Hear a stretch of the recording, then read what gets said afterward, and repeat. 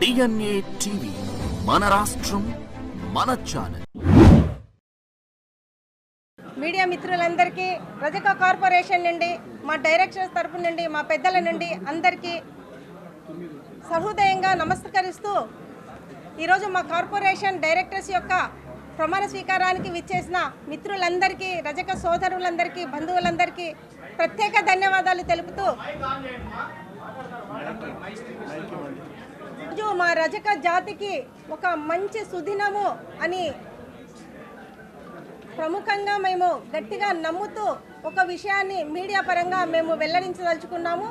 ఈరోజు మా BC minister Savitha madam గారు వస్తారు అనే ఆశతో ఉన్నాము. చివరి క్షణంలో రాలేకపోయారు. వారికి మేము మా రజక కమ్యూనిటీ రజక కార్పొరేషన్ నుండి కొన్ని వినతి పత్రాలు ఉన్నాయి.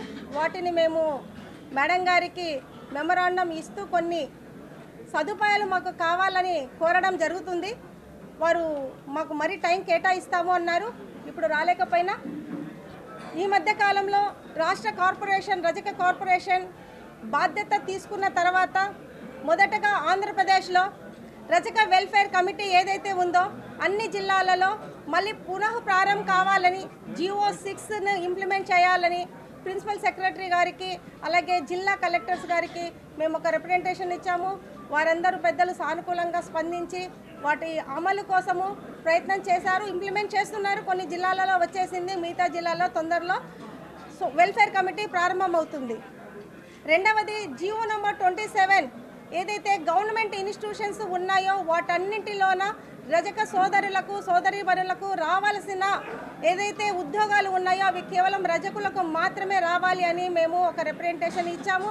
వాటికి కూడా ప్రభుత్వము చాలా సానుకూలంగా వ్యవహరిస్తూ GO 27 వీలైనంత తొందరలో ఇంప్లిమెంట్ చేయడానికి మాకు సదా మా కార్పొరేషన్ నుండి గవర్నమెంట్ కూటమి ప్రభుత్వము అండగా ఉంటుందని నమ్ముతూ, అలాగే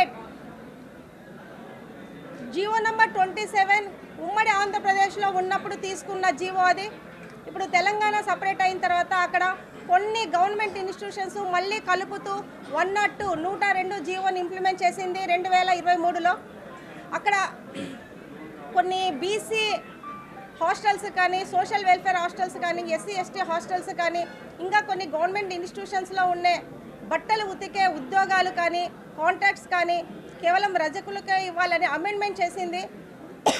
అదే అమెండ్మెంటు ఆంధ్రప్రదేశ్లో కూడా మేము అడుగుతున్నాము. వాటికి మన ప్రభుత్వం సానుకూలంగా స్పందిస్తే GO 27ను 102 జీవోకు ఇంప్లిమెంట్ చేస్తూ అమెండ్మెంట్ చేస్తూ కొత్తగా మనకు ప్రొసీడింగ్స్ ఇస్తారని ఆశిస్తున్నాము. వాటిని మేము మన బీసీ మినిస్టర్ గారికి అలాగే మన హెల్త్ మినిస్టర్ గారికి రిప్రజెంటేషన్స్ ఇవ్వడానికి రెడీగా ఉన్నాము. దీనితో పాటు GO నంబర్ 18 అండ్ 19 ఏదైతే ఉన్నాయో రజకులకు సంబంధించిన స్థలాలు అంటే వాళ్ళు ఉతుక్కునే బట్టలు ఉతుక్కునే చెరువులు వాటికి సంబంధించినటివి ప్లస్ మున్సిపల్ కాంప్లెక్స్లో రజకులకు సంబంధించిన కేటగిరీ ఏదైతే ఉందో ఎంతైతే మనకు అక్కడ లాండ్రీ పెట్టుకోవడానికి డొమెస్టికల్ లాండ్రీస్ పెట్టుకోవడానికి గవర్నమెంట్ GO నంబర్ 18 అండ్ 19 ఏ విధంగా ఇచ్చిందో దాని ఇంప్లిమెంటేషన్లో లేదు. వాటిని కూడా ఇంప్లిమెంట్ చేయాలని మనము ప్రభుత్వాన్ని కోరడమైనది. వాటికి సానుకూలంగా వీలైనంత తొందరలో ఆ జీవో కూడా మనకు అమల్లోకి వచ్చేకి అవకాశం ఉన్నది. ఇవన్నీ కూడా మేము మన మినిస్టర్స్ గారికి మన హెల్త్ మినిస్టర్ గారికి మన బీసీ మినిస్టర్ గారికి రిప్రజెంటేషన్ రూపంలో మనం అందించాలన్నాము. వీటిని మరి తర్వాత వారు స్వీకరిస్తాను అన్నారు. వీలైనంత తొందరలో మనకి ఈ జీవోస్ అన్ని అమలులోకి వచ్చేకి అవకాశం ఉంది. సో ఈ జీవోస్ అమలులో కానీ మన ఐక్యత ఇంతమంది మనం ఒక్క చోట చేరి అన్ని జిల్లాల నుండి ఇంత దూరంగా వచ్చిన ప్రతి ఒక్కరికి పేరు పేరున ధన్యవాదాలు తెలుపుతూ ఇక్కడున్న సీనియర్ పెద్దలు వాళ్ళ సలహాలు సూచనలు తీసుకోవడానికి రజక కార్పొరేషన్ నుండి యాజ్ ఏ చైర్మన్గా ప్లస్ మా డైరెక్టర్స్ అందరూ సభాముఖంగా మాట ఇస్తూ రజక కార్పొరేషన్ నుండి ఎక్కువగా బెనిఫిట్ రజకుల్లో ఉన్న ప్రతి చిట్ట చివరి అట్టడుగు ఉన్న రజక జాతి బిడ్డకు చేరేలాగా చేస్తుంది, కష్టపడుతుంది అనేసి మా రజక కార్పొరేషన్ నుండి మాటిస్తున్నాను. ధన్యవాదాలు.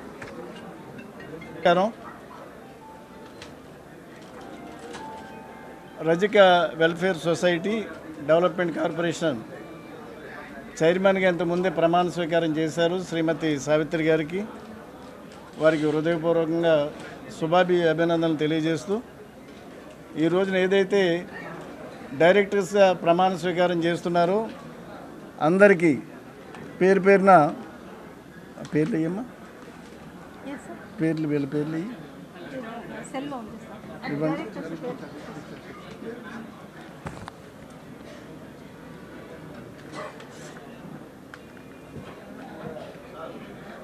పల్లప్రావు గారు, తర్వాత ఉప్పులూరు చంద్రశేఖర్ గారు, తాతపూడి గణేష్ గారు, గురజాపు రాము గారు, వేగులాడ దుర్గారావు గారు, అన్నసముద్రం మదన్మోహన్ గారు, గొల్లపల్లి ధర్మారావు గారు, వల్లూరు మధుసూదన్ రావు గారు, అరగొండ చంద్ర గారు, అల్లం మెంటారావు గారు, గుర్రపసాల రామకృష్ణ గారు, రాచకొండ నాగేశ్వరరావు గారు, శ్రీ పరమేశ్వర్ గారు, చింతపల్లి సతీష్ కుమార్ గారు, ఎల్లన్న గారి రామాంజనేయులు గారు. వీరికి హృదయపూర్వకంగా నా తరపున, తెలుగుదేశం పార్టీ తరపున, కూటమి జనసేన పార్టీ తరపున, బీజేపీ పరంగాను అందరికీ కూడా అభినందనలు తెలియజేస్తున్నాము. కూటమి ప్రభుత్వం అధికారంలోకి వచ్చిన తర్వాత ప్రజలకు సంక్షేమానికి కానీ రాష్ట్రం యొక్క అభివృద్ధి కానీ అనేక కార్యక్రమాలు చేపట్టడం జరిగింది. తెలుగుదేశం పార్టీ ఎప్పుడు కూడా బీసీలతో మమేకమై ఉంది. స్వర్గీయ నందమూరి తారక రామారావు గారు ముఖ్యమంత్రిగా ప్రమాణ స్వీకారం చేసిన తర్వాత బీసీలకు ఒక నాయకత్వం అందించిన మహనీయుడు స్వర్గీయ నందమూరి తారక రామారావు గారు. దాన్ని అనేక సంక్షేమ కార్యక్రమాల ద్వారా బీసీలకి ఒక ఉన్నతమైన పదవులు ఇవ్వడం ద్వారా మా అధినాయకుడు మాన్యశ్రీ ముఖ్యమంత్రి గారు చంద్రబాబు నాయుడు గారు బీసీలని ఒక ఉన్నత శిఖరాల్లో చేర్చిన ఘనత చంద్రబాబు నాయుడు గారిది. అదేవిధంగా అనుబంధ సంఘాలను పటిష్టపరచడంలో, ముఖ్యంగా ఈ సాధికార కమిటీలను ఏర్పాటు చేయడంలో ముఖ్య పాత్ర వహించిన మా యువగలం సారథి, జాతీయ ప్రధాన కార్యదర్శి, మంత్రివర్యులు శ్రీ నారా లోకేష్ బాబు గారికి అందరూ కూడా రుణపడి ఉండాల్సిన అవసరం ఉంది. ఎందుకంటే బీసీల పరంగా ఒక డిమాండ్ తీసుకొచ్చి అన్ని కులాలకి, సామాజిక వర్గాలకి కార్పొరేషన్స్ ఉండాలని చెప్పి ఒక డిమాండ్ తీసుకొచ్చిన తర్వాత దాన్ని హృదయపూర్వకంగా సపోర్ట్ చేసిన వ్యక్తి శ్రీ నారా లోకేష్ బాబు గారు. 2014-19 మధ్యకాలంలో కూడా తెలుగుదేశం పార్టీ బీసీల సంక్షేమానికి అనేక కార్యక్రమాలు చేపట్టడం జరిగింది. ముఖ్యమంత్రి శ్రీ నారా చంద్రబాబు నాయుడు గారి సారథ్యంలో రజకులకు సంబంధించి అనేక కార్యక్రమాలు చేపట్టడం జరిగింది. అందులో ఏదైతే మా రజక బిడ్డలు అడుగుతున్నారో ఎస్సీ స్టేటస్ మీద గవర్నర్ స్పీచ్లో పొందుపరచడంలో కానీ, ఒక కమిటీని ఏర్పాటు చేయడంలో కానీ తెలుగుదేశం పార్టీని దాన్ని లీడ్ తీసుకుందని చెప్పి సభాముఖంగా తెలుగు రజక జాతి బిడ్డలందరూ కూడా తెలియజేస్తున్నాను. అందుకు కావాల్సిన మనీ కూడా రిలీజ్ చేయడం జరిగింది. కాకపోతే దురదృష్టవశాత్తు 2019-24 మధ్యకాలంలో ఏదైతే వైఎస్ఆర్సీపీ ప్రభుత్వం ఉందో ఈ ప్రభుత్వం ఆ జీవోని వెనక్కి తీసుకోవడం కానీ, అదేవిధంగా ఫండ్స్ రిలీజ్ అయిన ఫండ్స్ని వెనక్కి తీసుకోవడంలో కానీ ఎస్సీ స్టేటస్ను పూర్తిగా నిర్వీర్యం చేసిన మాట వాస్తవం. తెలుగుదేశం పార్టీ ఒక స్టాండ్ తీసుకుంది రజకులను ఎస్సీ జాబితాలో చేర్చడానికి. దానికి మా అధినాయకుడు చంద్రబాబు నాయుడు గారు కానీ, లోకేష్ బాబు గారు కానీ కట్టుబడి ఉన్నారు. భవిష్యత్తులో ఈ కార్యక్రమాన్ని ఏదైతే ఈ రజక కార్పొరేషన్ ఉందో కార్పొరేషన్ సభ్యుల ద్వారా, చైర్మన్ సభ్యుల ద్వారా, అదేవిధంగా మా శాసనసభ్యురాలు మాధవి ద్వారా డెఫినెట్గా ప్రభుత్వం దృష్టి తీసుకొచ్చి, చంద్రబాబు గారి దృష్టి తీసుకొచ్చి దాని కార్యరూపం తీసుకురావడానికి అన్ని ప్రయత్నాలు చేస్తామని చెప్పి సందర్భంగా తెలియజేస్తున్నాను. 2014-19 మధ్యకాలంలో రజక వృత్తిదారులకి ఒక ఉచిత విద్యుత్ సౌకర్యం కల్పించడం కానీ, రజక సామాజిక భవనాలు నిర్మించడం కానీ, లేదా రజక వృత్తిదారులకి రుణ సౌకర్యం కల్పించడం కానీ, ఆదరణ పనిముట్లు ఇవ్వడం కానీ, ఇవన్నీ కూడా కార్యక్రమాలు చేపట్టిన ఘనత తెలుగుదేశం పార్టీది. ఇప్పుడు కూడా మీరు ఈ మధ్యకాలంలో బడ్జెట్లో చూసుంటారు, 4 నెలల బడ్జెట్కి సంబంధించి బీసీలకు 39,000 కోట్లు కేటాయింపు చేసిన ప్రభుత్వం ఏదైనా ఉందంటే అది తెలుగుదేశం ప్రభుత్వం, కూటమి ప్రభుత్వం.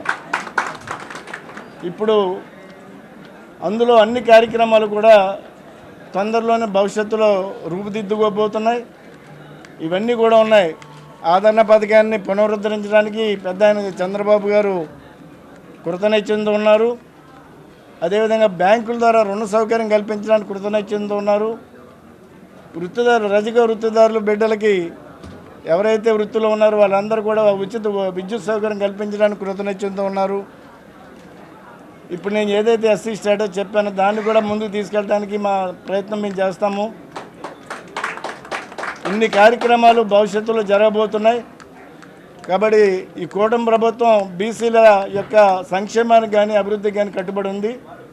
ఆ విషయాన్ని తెలియజేస్తూ ఈ రోజున ఏదైతే ప్రమాణ స్వీకారం చేశారో మా రజక బిడ్డలు శ్రీమతి సావిత్రి కానీ అదేవిధంగా డైరెక్టర్స్ కానీ అందరికీ కూడా పేరు పేరున నేను అభినందన తెలియజేస్తూ వాళ్ళ ద్వారా ఈ కార్యక్రమాలన్నీ కూడా ముందుకు తీసుకెళ్తామని చెప్పి ఈ సందర్భంగా తెలియజేస్తున్నాను. నమస్కారం.